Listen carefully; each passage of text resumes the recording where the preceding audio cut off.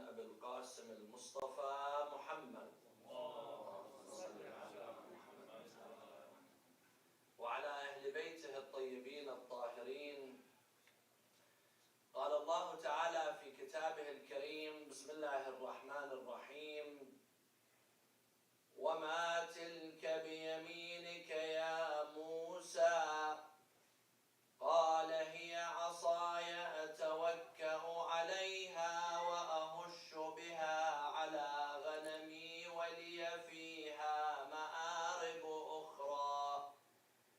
قال ألقها يا موسى فألقاها فإذا هي حية تسعى. قال خذها ولا تخف سنعيدها سيرتها الأولى واضمم يدك إلى جناحك تخرج بيضاء من غير سوء آية أخرى. Respected brothers and sisters, as we are continuing the tafsir of Surat Taha, Surah 20 in the Holy Quran, last night we stopped at verse number 17, where before that Allah subhanahu wa ta'ala began to speak to Prophet Musa alayhi salam. Prophet Musa was traveling with his family, and suddenly his wife is going through labor. He needs fire, he needs warmth, and Allah subhanahu wa ta'ala describes how Prophet Musa alayhi salam saw fire. هل أتاك حديث موسى إذ رأى نارا فقال لأهلهم كثوا إني آنست نارا لعلي آتيكم منها بقبس أو أجد على النار هدى. So Allah subhanahu wa ta'ala began to speak to him. He started hearing the sound, and Prophet Musa is Kalimullah. So Allah subhanahu wa ta'ala began to speak to him, and he tells him, إنني أنا الله لا إله إلا أنا فاعبدني وأقم الصلاة لذكري إن الساعة آتية أكاد أخفيها. And then Allah subhanahu wa ta'ala tells Prophet Musa that he's a prophet, he's a messenger. And here, every messenger, every prophet, if someone comes to you and tells you they are a prophet of God, they have been appointed by God, what is the proof of prophethood? What is the first thing people are going to check for to know if a prophet is indeed saying the truth? A miracle. The miracle. That's the first thing people are going to look for. And every prophet came with a miracle. Prophet Musa had a miracle, Prophet Isa had a miracle, Rasulullah had a miracle, Ibrahim had a miracle. Every prophet has to have a miracle. The i'jaz, something that other people cannot do, that is what is going to differentiate and distinguish the prophet from individuals who are not prophets. Otherwise, any person could come and say, I'm a prophet of Allah. So now, Allah subhanahu wa ta'ala is equipping, is giving Musa the ammunition, the equipment to prove that he is truthful. So what is it? Several signs, several ayat. Allah subhanahu wa ta'ala says in one verse, وَلَقَدْ آتَيْنَا مُوسَى تِسْعِ آيَاتٍ. We gave Musa 9 signs, 9 miracles. Allah subhanahu wa ta'ala sends him. So what is the first sign? Allah subhanahu wa ta'ala tells him in verse 17 of Surah Taha, verse number, page 313, page 313, وَمَا تِلْكَ بِيَمِينِكَ يَا مُوسَى. What is it in your hand, O Musa? What do you have in your right hand? So Prophet Musa, he had a cane, he had a staff, a asa. So he says, قَالَ هِيَ عَصَاي. It is my asa, it is my staff. أَتَوَكَّأُ عَلَيْهَا. I lean on it. When you're walking, when you're hiking, you need something to lean on. And of course, Prophet Musa alayhi salam, he was a shepherd. So someone who's always going up and down hills and traveling. So قال هي عصاي أتوكأ عليها وأهش بها على غنمي. And I strike the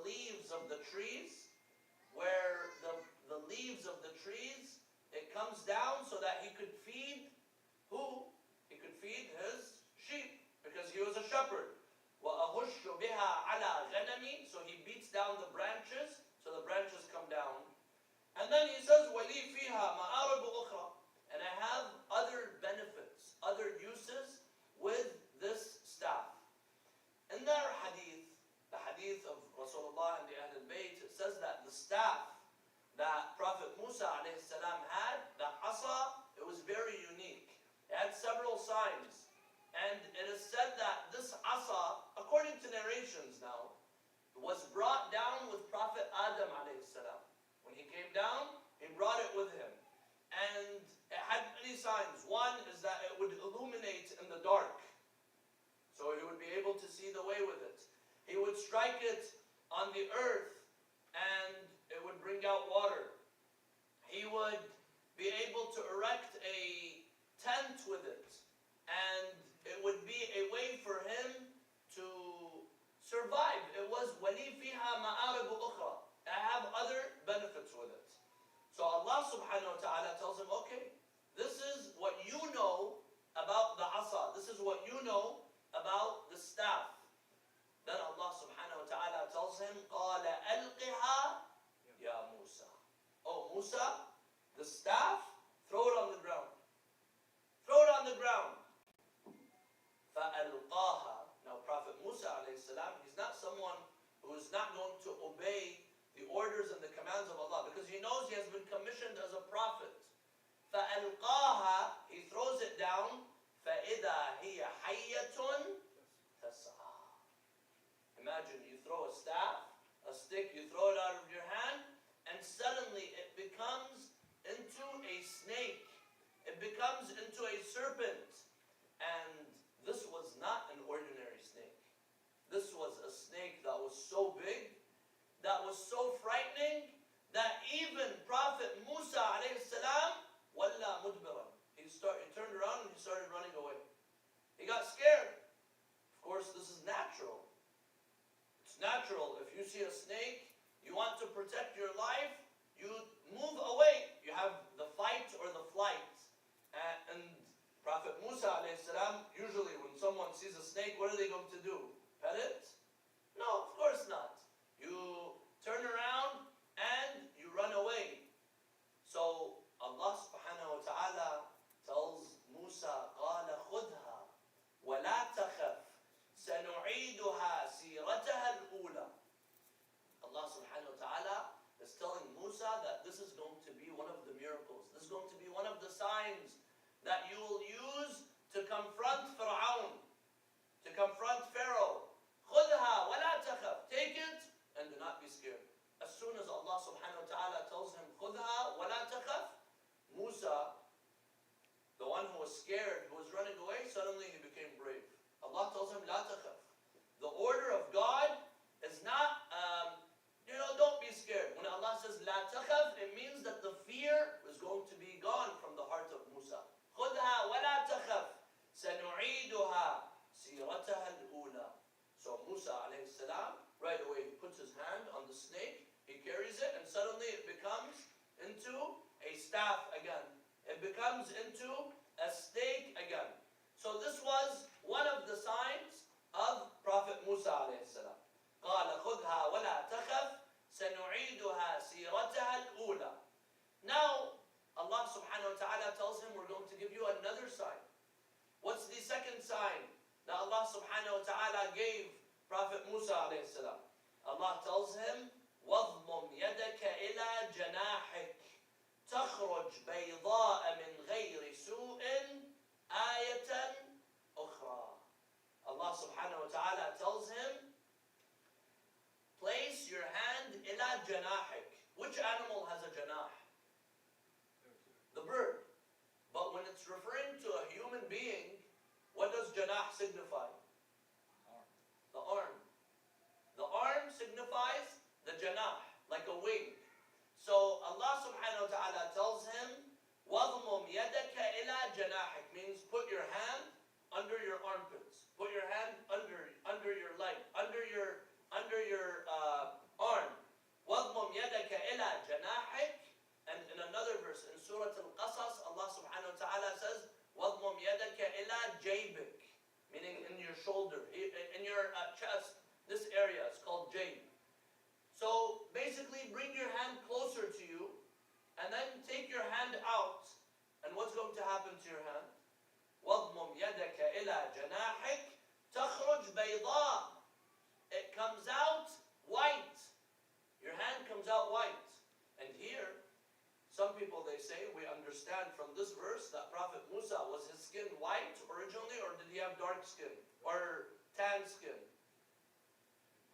guys say? Tan. He didn't have white skin. Right now, when you see the pictures that they draw in the Jewish and Christian or the movies, when they show Jesus, when they show Moses, who do they show? They show someone who's white, who has blonde hair, blue eyes. This is how they depict the prophets of God. Because in their eyes, this is beauty. But in Allah's eyes, beauty, anyone could be beautiful. Whether you're white, whether you're black, whether you're dark skinned, you're light skinned, whatever it is. إِنَّا خَلَقْنَاكُم مِّن ذَكَرٍ وَأُنثَىٰ وَجَعَلْنَاكُمْ شُعُوبًا وَقَبَائِلَ لِتَعَارَفُوا إِنَّ أَكْرَمَكُمْ عِندَ اللَّهِ أَتْقَاكُمْ. Allah does not look at the color of your skin. Right now, in America, there's a big problem of racism. There's a big problem of prejudice. Allah subhanahu wa ta'ala says, no, you should not have that. If you're a believer, you're all one in the eyes of Allah. You're all equal in the eyes of Allah. So Musa alayhi salam had darker skin. So Allah tells him, وَضْمُمْ يَدَكَ إِلَى جَنَاحِكَ تَخْرُجْ بَيْضَاء. When you bring it out, it comes out white. Your hand comes out white.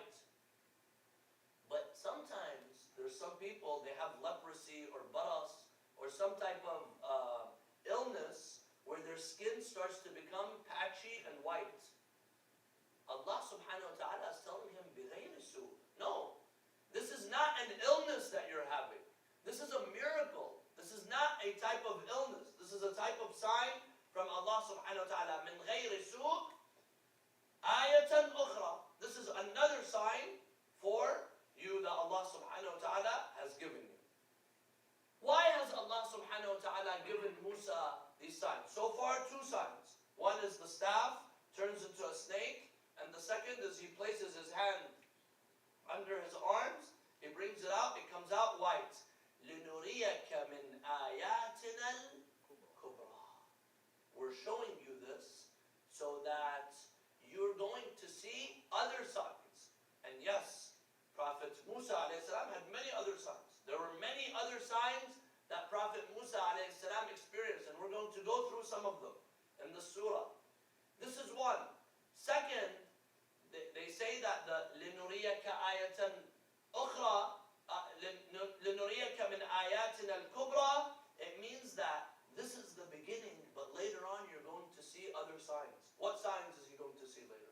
He's going to go and stand in front of Fir'aun, then the dhafadi', the frogs and the lice and the blood, the water turns into blood, and then he puts his staff into the ocean, and the ocean splits and divides for Bani Israel. These are all signs from Allah subhanahu wa ta'ala.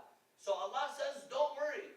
These are the two signs, and we're going to show you more signs. Allah does not send you on a mission without giving you the resources, without equipping you. This is why we believe all of the prophets. Rasulullah sallallahu alayhi wa had miracles. And when Allah sent him with these miracles. Now, what does Allah subhanahu wa ta'ala want from Musa? He says, لِنُرِيَكَ مِنْ آيَاتِنَا الْكُبْرَى. Now what? اذهب إلى فرعون إنه طغى. So there's a purpose behind all of this. There's a purpose behind Musa seeing the fire and Allah speaking to him, and he is Kalimullah, and the staff turns into a snake and all that. There are signs. Why? What is it? اذهب إلى فرعون. Go to Fir'aun. إنه طغى. Because he has truly transgressed. طغى means someone that passes and crosses all of the boundaries. Has no sanctity for Allah, has no sanctity for other people, no sanctity for human life. And this is what Fir'aun did. Fir'aun, he used to say, I am God. And he used to make people worship him. And he enslaved over 700,000 people. 700,000 Bani Israel, he made them his slaves. And he was making people worship him. He was forcing people to worship him. قَالَ أَنَا رَبُّكُمُ الْأَعْلَى. He said, I am Lord. Why do you need to worship God? Why do you need to worship the Lord of Musa? Worship me. I am Lord. Allah says in another verse, إِنَّ فِرْعَوْنَ عَلَى فِي الْأَرْضِ وَجَعَلَ أَهْلَهَا شِيَعًا يَسْتَضْعِفُ طَائِفَةً مِّنْهُمْ يُذَبِّحُ أَبْنَاءَهُمْ وَيَسْتَحْيِي نِسَاءَهُمْ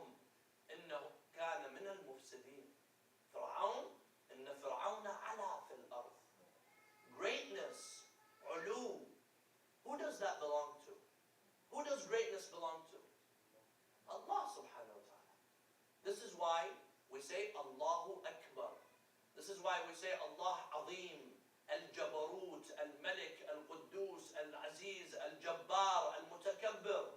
If you call someone, a human being, Jabbar, or someone Mutakabbir, are you praising this person or you're insulting this person? You're insulting them. Because no human being, no living being, no creation of Allah can be Mutakabbir. No creation of Allah can be Jabbar. No one can have malakut.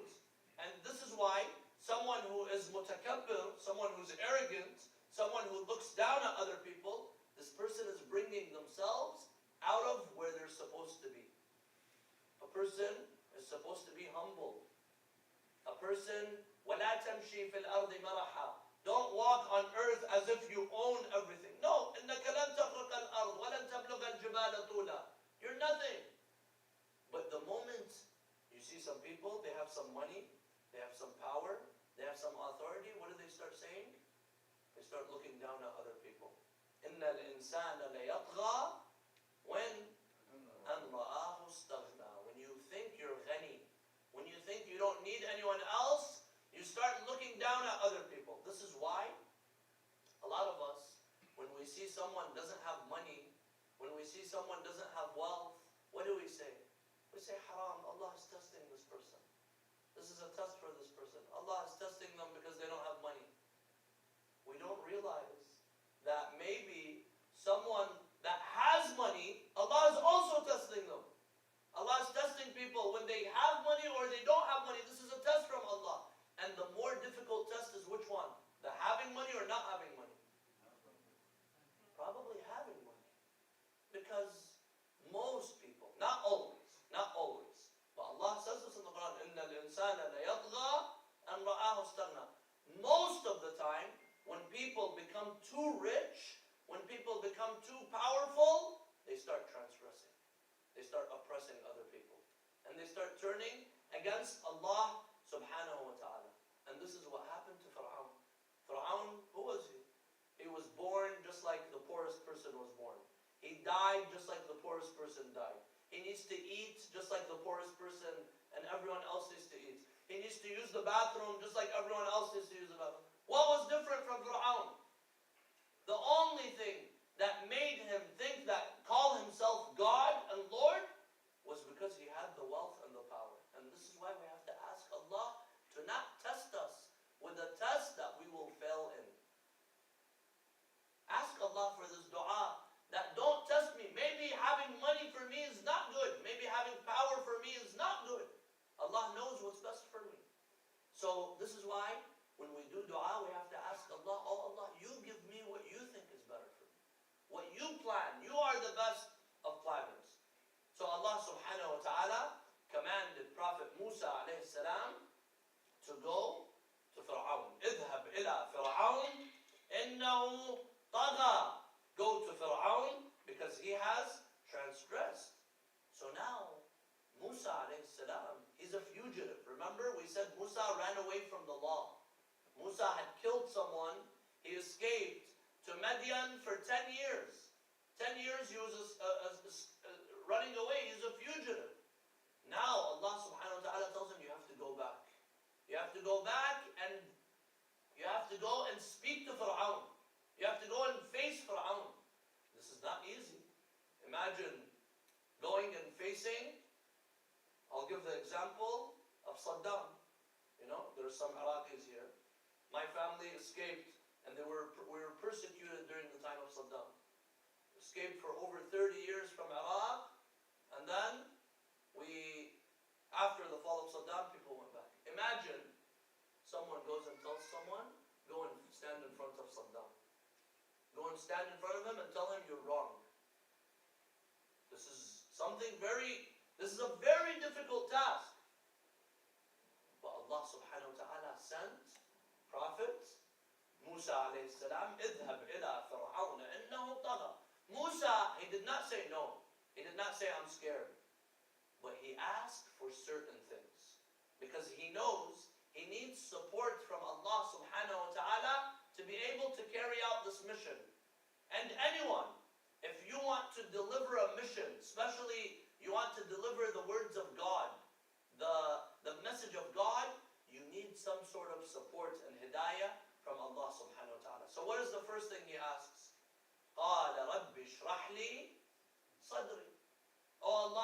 me to go and face Fir'aun. So, oh Allah, open my heart for me. Uplift my heart. Give me that sharahat al-sadr. Let me be able to deal with the difficulties, with the challenges, with the stress and anxiety. If you tell someone, go and face Fir'aun, go and face Saddam, go and face someone who's such a tyrant, what happens to people? We start shivering. We get scared. The prophets of Allah, they were the bravest of the people. This is why even Rasulullah sallallahu alayhi wa sallam, Allah subhanahu wa ta'ala tells him, أَلَمْ نَشْرَحْ لَكَ صَدْرَكَ. Meaning, we made you strong. We uplifted your heart. And this is why Rasulullah was the bravest. Even Imam Ali. We know that Imam Ali was very brave. But even Imam Ali alayhi salam, he says, إِذَا اشْتَدَّ الْقِتَالِ, when the fighting became very severe and difficult, لُذْنَا بِرَسُولِ اللَّهِ. We would go and seek sanctuary with Rasulullah sallallahu alayhi wa sallam. Rasulullah was very brave. No one could stand in front of Rasulullah. He had the heart, the brave, because Allah says, أَلَمْ نَشْرَحْ لَكَ صَدْرَكَ. So Musa alayhi salam is saying, رَبِّ اشْرَحْ لِي صَدْرِي. Oh Allah, uplift my heart. Meaning, I don't want to break down. I don't want to suffer. I have to go and stand brave in front of Fir'aun. Then give me that bravery. Give me that strength. Having sa'at al-sadr. Being brave is one.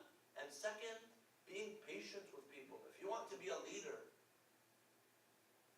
you have to be patient with people. You have to endure. You have to go through the difficulties. This is why the hadith of Amir al-Mu'mineen, he says, آلَةُ الرِّئَاسَةِ سِعَةُ الصَّدْرِ. If you want to be ra'is, you want to be strong, then you have to be patient with every single person. You can't be someone who's fighting here and fighting there and not patient. No, you have to be able to deal with people. Because people are going to be very different. If you're going to be impatient, not dealing with people, وَلَوْ كُنْتَ فَضًّا غَلِيظَ الْقَلْبِ لَانْفَضُّوا مِنْ حَوْلِكَ. If you were rude, not tolerating people, then no one would be around you. So he says, رَبِّ اشْرَحْ لِي صَدْرِي. This is number one. The scholar, right now when we see a scholar, what do we call the scholar? We say سَمَاحَةُ السَّيِّد, سَمَاحَةُ الشَّيْخ. What does this come from? Samaha. It means they're samih, meaning their hearts, their chest is vast. They're able to accommodate and accept other people. And this is what the prophets had to do as well. رَبِّ اشْرَحْ لِي صَدْرِي. Second, وَيَسِّرْ لِي أَمْرِي. Give me, uplift my heart, and also give me ease. وَيَسِّرْ لِي أَمْرِي. Make my task easy. If I want to do anything, any project, whether it's with my family, whether it's with my community, whether it's at work, anything you want to do, what do you have to do first? Ask Allah. Ask Allah for ease. This is why when we begin reading the Quran, we say Bismillah ar-Rahman ar-Rahim. This is why before you eat, say Bismillah ar-Rahman. Remember God. Remember Allah subhanahu wa ta'ala. That will be what gives you ease. وَيَسِّرْ لِي أَمْرِي. And Allah subhanahu wa ta'ala, some people, they want everything to be easy. I want to pass. I want everything to happen easy. No, things don't happen easy. Nothing happens easy. You have to always go through some sort of difficulties. You have to go through some sort of trial. We know this in our life. If I want to get a degree, don't I have to study?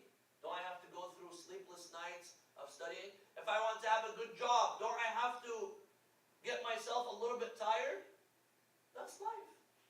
If I want to have a healthy family, I need to make sure that I struggle to raise a family. If I want to have a healthy and strong community, does it just with a snap of a finger, suddenly you have the biggest mosque in the community? No. You have to start small. You have to start humble. And slowly, ease will come in your way. This is why Allah says this verse twice in the Quran. فَإِنَّ مَعَ الْعُسْرِ يُسْرًا. إِنَّ مَعَ الْعُسْرِ يُسْرًا. This is repeated twice, one after the other. What does this mean? That means with difficulty comes ease. With difficulty comes ease. And all of the prophets went through difficulty. now Rasulullah all over the minarets, all over the masajid, Ashhadu anna Muhammadan Rasulullah. You think this happened easy? Rasulullah sallallahu alayhi wa alayhi, stones and rocks and battles they were waged against him, and stones and rocks were thrown at him. Rasulullah would come home injured from head to toe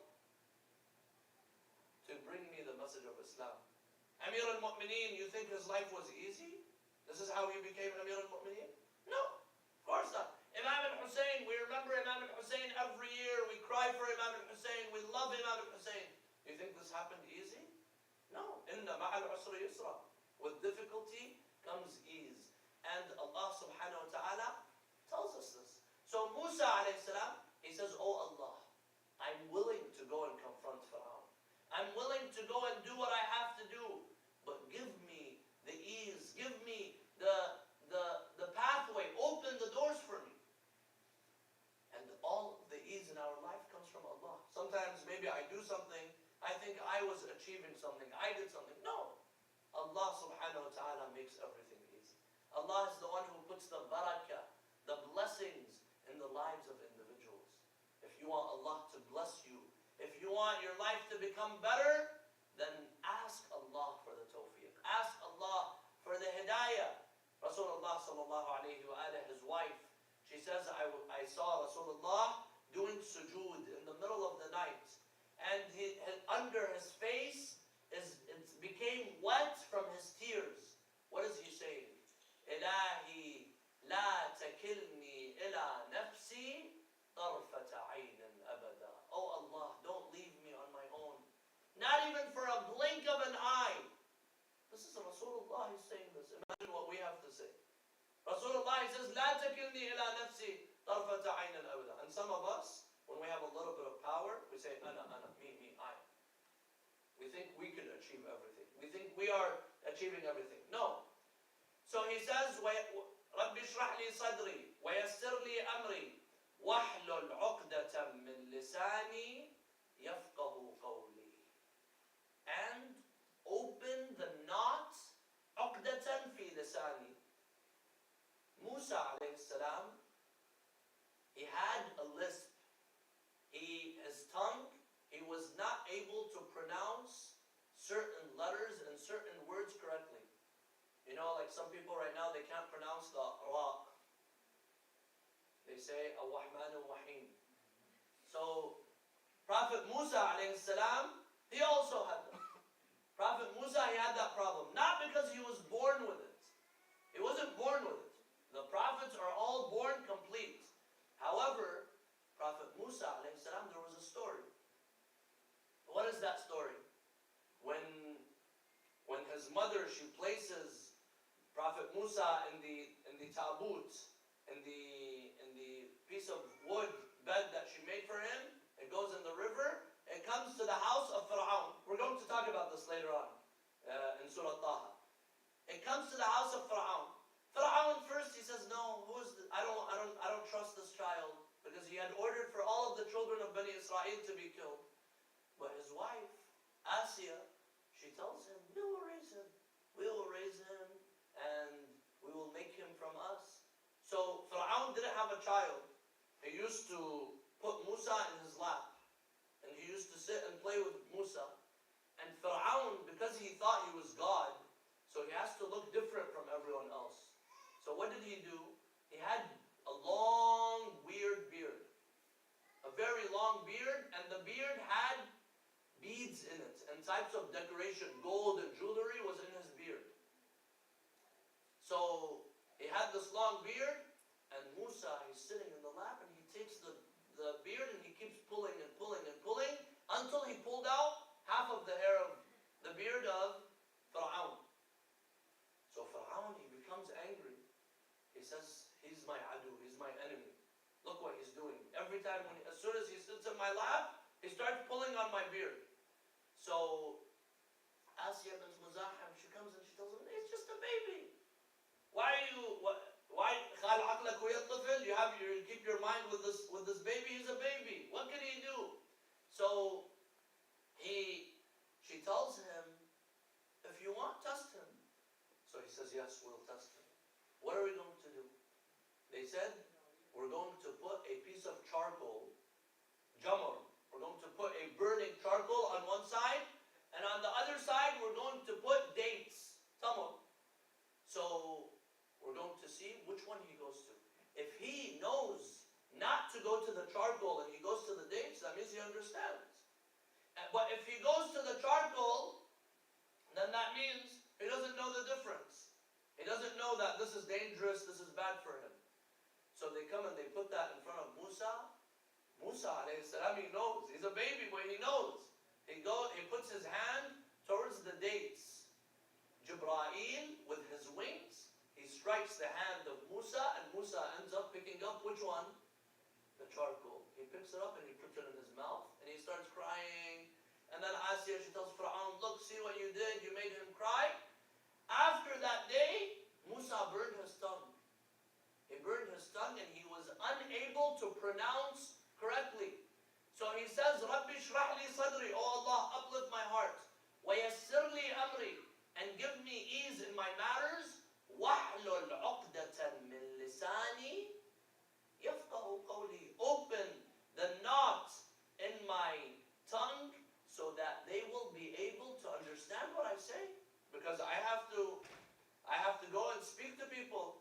So I want them to understand what I'm saying. I want Fir'aun to understand what I'm saying. So وَحْلُلْ عُقْدَةً مِّن لِسَانِي يَفْقَهُ قَوْلِي, so that they understand what I say. So Allah subhanahu wa ta'ala gives him all of that. And then he asks for something else. This is in verse 29. وَاجْعَلْ لِي وَزِيرًا مِّنْ أَهْلِي. Who? Give me a supporter, a helper from my family. Who? Harun akhi. My brother Harun. I want him to come with me. Ashdud bihi azri. And he will help me. He will support me in my matters. And ashdud bihi azri, meaning I tie my back with him. He strengthens my back. He strengthens me. I'm going to be able to stand in front of Fir'aun and with him. وَأَشْرِكْهُ فِي أَمْرِي, and make him a prophet with me. Make him sharik. Make him a partner in this message that we're both going to go to confront Fir'aun. So here, Allah subhanahu wa ta'ala Musa asks Allah for Harun to be with him. Why? رَبِّ وَاجْعَلْ لِي وَزِيرًا مِّنْ أَهْلِي هَارُونَ أَخِي. I want Harun to be my supporter. So Harun became a prophet. Allah subhanahu wa ta'ala made Harun a prophet. Harun was older than Prophet Musa by 3 years.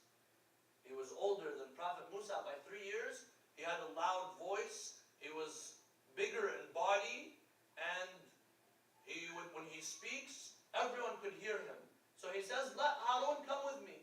Let Harun be my supporter and let him come with me. And Allah subhanahu wa ta'ala later on says, وَوَهَبْنَا لَهُ مِنْ رَحْمَتِنَا هَارُونَ نَبِيًّا. We gave Musa out of the mercy of God, Harun Nabiya, and Harun ends up joining Musa later on before he goes to confront Fir'aun. Now, here I want to take us out of the tafsir of the Quran, and you know where I'm going to go with this. Rasulullah sallallahu alayhi wa alih, he tells Amir al-Mu'mineen, أنت مني بمنزلة هارون من موسى إلا أنه لا نبي من بعدي. You are to me like what Harun was to Musa, except you're not a prophet after me. When did Rasulullah say this? He said this when he was going to Tabuk. The last expedition, there was no battle, there was no fighting, but all of the Muslims, they thought there was going to be fighting. He left Amir al-Mu'mineen in Medina. Some of the people, they came, they told Ali, Amir al-Mu'mineen, look, Rasulullah left you with the women and children. Of course, this was their hatred and their jealousy. That's why they say that. So Amir al-Mu'mineen, he always wants to fight and defend with the Prophet. So he tells Rasulullah, this is what they're saying. So he tells him, Ya Ali, أَمَا تَرْضَى أَن تَكُونَ مِنِّي بِمَنْزِلَةِ هَارُونَ مِنْ مُوسَى إِلَّا أَنَّهُ لَا نَبِيَّ مِنْ بَعْدِي. Are you you not satisfied? That you are like what Harun was to Musa, meaning after me, you are the wasi. وَاجْعَلْ لِي وَزِيرًا مِنْ أَهْلِي. You are going to be the leader after me. And this is narrated by all Muslims. All Muslims, Sunni and Shia. Today some people, they come and they say, Rasulullah died without leaving a successor. When Musa left his people, he left Harun, Bani Israel. Later on we're going to, he left Harun with them and he went to the Tur. But here, Harun was the wasi, was the Khalifa of Prophet Musa, and similarly Amir al-Mu'mineen. And here, there's also another story regarding this. And this is narrated by Zamakhshari and many of the Sunni scholars. They say that one day, a beggar, a faqir, came into the masjid of Rasulullah sallallahu alayhi wa alayhi. And the beggar began to ask people, and Rasulullah was outside the masjid and he saw the beggar go in and he's watching. He begins to ask people, give me, give me, give me, give me. No one gives him. Amir al-Mu'mineen Ali ibn Abi Talib was praying in the masjid of Rasulullah sallallahu alayhi wa alayhi. And he was in the state of ruku'. He was performing ruku'. The beggar comes next to Amir al-Mu'mineen. Amir al-Mu'mineen is doing ruku'. He's bowing down and he puts his hand out like this. What does the beggar do? He's giving him his ring. Amir al-Mu'mineen was wearing the ring. The beggar, he comes and he takes the ring out of the hand of Amir al-Mu'mineen while Imam Ali is doing ruku'. He's praying and he's doing ruku'. He puts his hand out like this. The man takes the ring out. The man leaves. Rasulullah sallallahu alayhi wa alayhi, he saw all of this. And he became very happy. And Rasulullah, he began to do this dua, and this is where we will come to. Rasulullah says, Ilahi, inna akhi Musa, my brother Musa, he asked you, he did dua. He said, Rabbi shrah li sadri wa yassir li amri wahlul uqdatan min lisani yafqahu qawli waj'al li waziran min ahli Harun akhi. And you answered him, you gave him Harun as his wazir.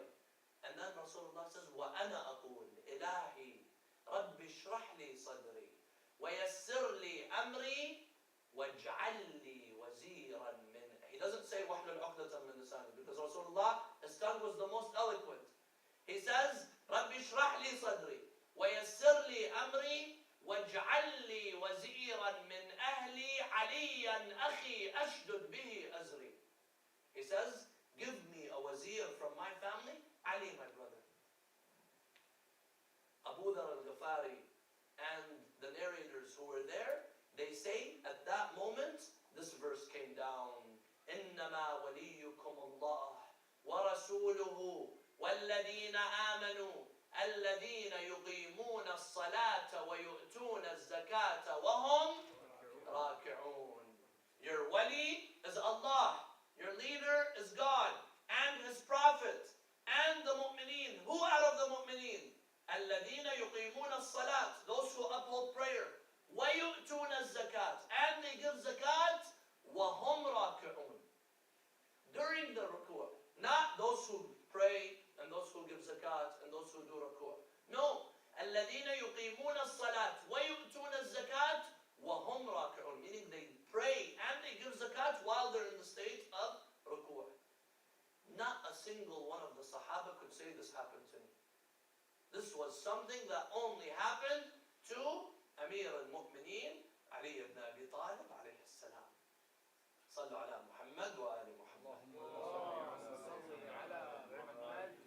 Now, he says, Musa tells him, وَأَشْرِكْهُ فِي أَمْرِي, make him my partner. Why?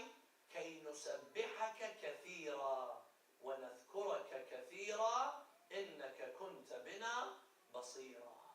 He says, oh Allah, let him be with me so that we can, كَيْ نُسَبِّحَكَ كَثِيرًا, so that we can glorify you and remember you. Inshallah, tomorrow we will continue with verse 33. كَيْ نُسَبِّحَكَ كَثِيرًا. Because what does tasbih mean?